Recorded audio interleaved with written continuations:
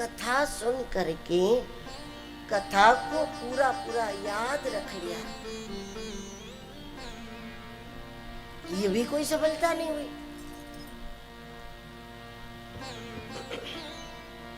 कथा सुनते सुनते कथा याद रख लो, चलो पूरी कथा याद रहेगी।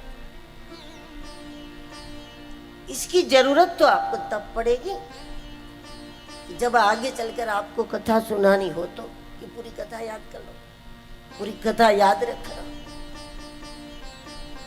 अब याद रह गई तो फिर 2024 में हम सुनावे, फिर 25 में आप सुनाओ, क्योंकि याद रह गए।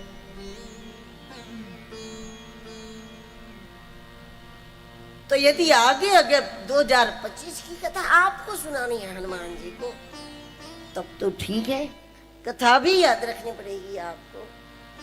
लेकिन अगर ऐसा कुछ नहीं है तो कथा का परिणाम तो यही होना चाहिए कि पहले जिस माहौल में हम दुखी हो जाते थे, अब वही माहौल हमें दुखी नहीं करता। जिस परिस्थिति में हम नाराज हो जाते थे, अब उसी परिस्थिति में हम नाराज नहीं होते।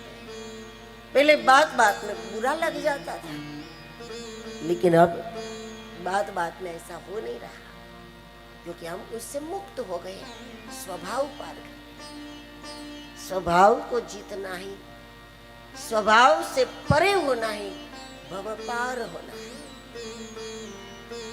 कैसे लगेगा कि हम भव पार हो गए, हम तैर गए, हम पार हो गए, स्वभाव जीत लिया, तो लगेगा कि हम भव पार हो गए। स्वभाव से परे होना है, भव पार होना है।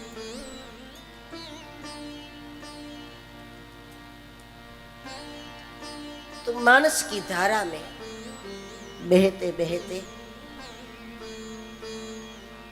धीरे धीरे हमारे स्वभाव का आमूल परिवर्तन होता है।